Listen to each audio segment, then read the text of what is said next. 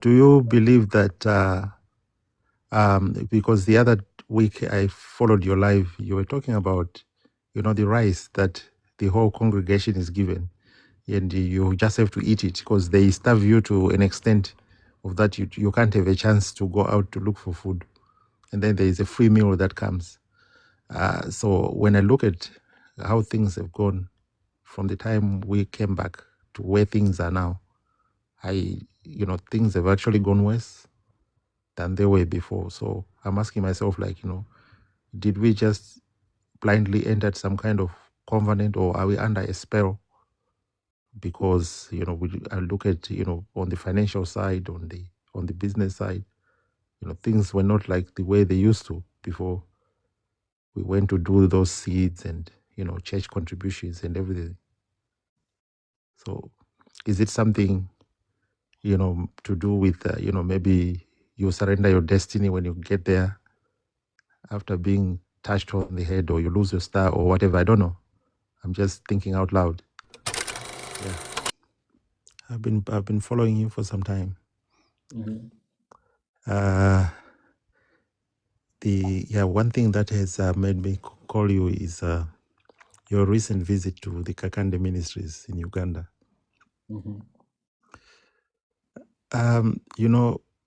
I've been to that ministry. This is probably my third time in 2 years. Okay. I'm not sure when you visited Kampala. I don't know whether you had an access to actually go into the ministry itself, or you were barred, because I know they're very strict in taking videos and or photographs when you're inside.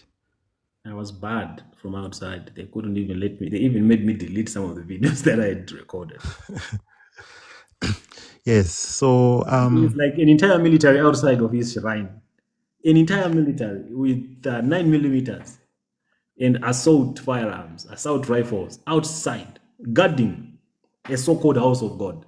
Why do you need firearms to guard the house of God with military? If this was really a house of God, a house of God, it's not supposed to be open to all those who want to come and receive whatever word or whatever anointing that is in it.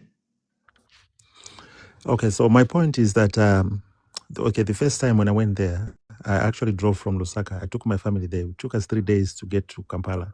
So the first visit, we were still like more like new. We didn't really know how the system works. But the thing that took me there was mainly I have a son who is autistic. Yeah, he's about 8 years old. So my wife had been told by a friend that no, if you take him to this prophet, he'll be prayed for. His condition will change.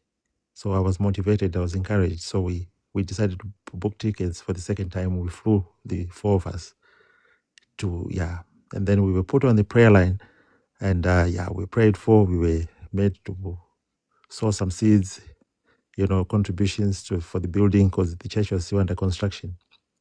And then we were made to buy, some wristbands, for protection. And I got assured that no, things will change. So we got back, we prayed, and up to now, the condition is still the same. But my point for this is that, when you get into that ministry, you go through a registration process. And then, they take all your details. There are forms that you fill in. You tell them what your problem is. And, they write it down. So that is on Thursday or Friday. Yeah, usually registration starts on Thursday, Friday. And then you go on a prayer line on Saturday. So I somehow added 1 and 1 and 2. And then, I don't know whether other people have been seeing this, but I got to conclude that, between Thursday and Saturday, those 2 days are enough for, the ushers or guys that are behind, to go through all that information. And, and then, so when prophecy time comes, because you don't just take any seat anyhow, you are told to sit strategically. So I somehow believed that people who were prophesized on, the information had already been given 2 days earlier, but people didn't notice this. So the people who interviewed you, people who led your registration, actually ask you of all the information, personal information, the reason why you came, and what you Yes, expect God to do for you. yes. And those are And the then things you, that Kakande will use. That's the same information Kakande will use to prophesy into your lives 2 days later. I think so. Don't say you think so. Were you prophesied to? Y- Yes, I was located. And the things that he prophesied into your lives, were they in any way related to the information you had submitted prior the prophecy during registration? Yes, they were. So what was So, your so I don't know. I don't know whether whether that's genuine or that was random. And yeah, but we were located and we were told what the problem was and its origin, and because you have to provide all that information. You know how long that problem has been, when it started. You write it down. You write your name. You write, but but the sitting arrangement during the time of prophecy, where you sit, you are directed to sit at a certain place.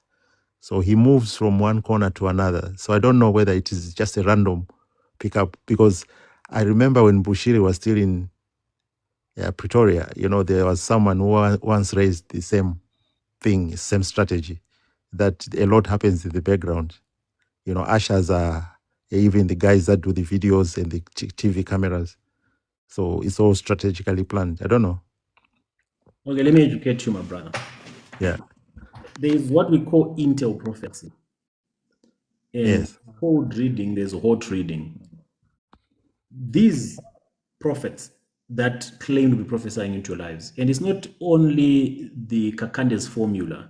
TB Joshua is doing the same. Bushiri does the same.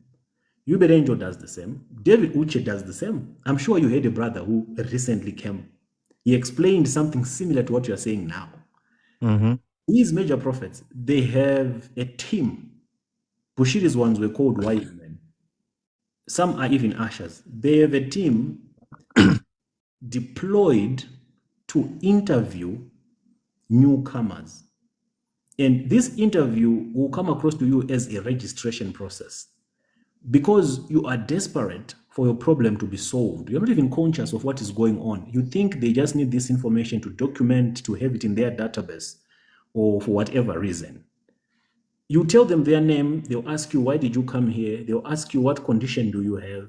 They'll ask you, what do you expect God to do for you? And they ask you to detail everything to the letter. Mm-hmm. And when you give them that information, they have another department where they'll go and start scrutinizing which of the details can the men of God prophesy about. And they'll choose more scandalous ones or they'll choose more intense ones. So that when they come to you and start prophesying about the condition of your son, like in your case, many people around the world who are watching, remember you are just guinea pigs. Sorry to say this, but all my brothers from Zambia, Botswana, and some from even Uganda, they are just guinea pigs. His targeted audience is not Africa. His targeted audience is international visitors because it's international members who get moved so much by these so-called prophecies, by these staged healing and deliverance sessions, and they will believe that there is this man of God in Africa who is what? Who is delivering people, Mm-hmm. who are afflicted with all these, conditions. And people will start pouring in money into Kakande's ministry, also hoping that they'll also receive healing and deliverance from wherever they are seeding from. So I say, my people on the ground, you are just being used for content to fool the world that there is the hand of God in Kakande's ministry. Now you are still in denial that Kakande prophesied to you about things you had told him through the registration process. Because that's what truly happened.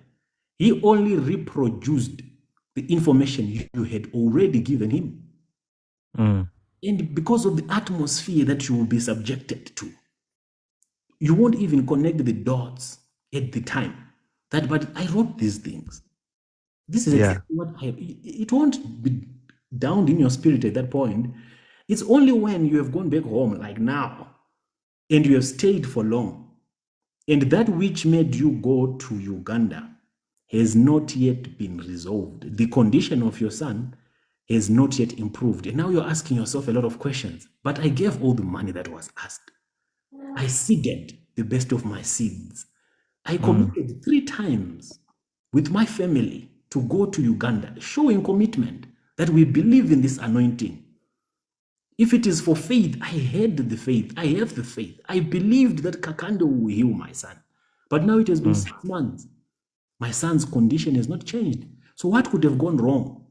As a logical man that you are, men are always logical when it comes to questioning. It's only the men who start questioning things before the wife does. You are now putting 1 and 2 together to say, but what this man told me is what I had told him. You are now beginning to examine if this Kakande is legit or not. But simply because you still need your son to get well, you still don't want to doubt that Kakande's anointing or whatever he gave you, it doesn't work. Because you fear that if you doubt it, it might actually not work. But I will tell you this, my brother, for free. All the nonsense, I call it nonsense, so that if you still have any oils from Kakande or any water from Kakande, you take it and you burn it. All those things are diabolical. All those things will bring no healing, no deliverance to your family or to your boy. Those things will only make the condition worse. Not only for your boy, but it will keep all of you blinded. Yeah. So do you believe that because the other week I followed your live, you were talking about, the rice that the whole congregation is given, and you just have to eat it because they starve you to an extent of that you can't have a chance to go out to look for food. And then there is a free meal that comes. So when I look at how things have gone from the time we came back to where things are now, things have actually gone worse than they were before. So I'm asking myself, did we just blindly enter some kind of covenant, or are we under a spell? Because I look at on the financial side, on the business side, things were not like the way they used to before we went to do those seeds and church contributions and everything. So is it something to do with maybe you surrender your destiny when you get there after being touched on the head, or you lose your star or whatever? I don't know. I'm just thinking out loud. Yeah, in as much as you're thinking out loud, I do not also want to be insensitive and tell you things that will make you be more worried. But for the benefit of everyone else who's listening, for the benefit of everyone else who might fall in the trap that the friends of your wife led you to. Because if it was not for the friend of your wife, you could have not have taken your family. It's only women. In most cases, it's women. What women did in the garden, it's still happening even today. We love our women, we love our wives, and whatever that they say, and they are also doing it not because they know that they are getting into some deep covenants. They also want to see their family taking off. The rice that you ate was not just rice. The food that they gave you was not just food. If Kakande can make you pay for a wristband, can make you pay for water, can make you pay for oil, what makes you think he can give you free rice? What makes you think Yeah. he can feed all of you with rice for free? Rice and beans for free. Think about it. Yeah. These men love money. They worship the god of Mammon. What makes you think they can give you free rice for? And they don't only give you free rice, they make sure they starve you when you attend the service. They make sure there is no way for you to get food outside. And they make sure each and everyone in attendance consume this particular rice and beans. You don't really have a choice to say no to the rice. If you say no to the rice, I can tell you what the ushers will say. No, the prophet will not be happy. You cannot say no to what the prophet has offered you. You have to just eat it. It's coming from the prophet's farm. Eat it. It's a must that you eat it. Even if you say my stomach is unsettled, no, eat it. The prophet will not be happy. He's already prayed for this rice. Prayed for this rice. Prayed for this rice. And I saw Zambians eating that rice as if they've never eaten rice in their entire lives. Yeah. And once you eat Yeah. that rice, you're captured. It's done. Yes. As you have Okay. testified, things started getting Yes. things started going wrong.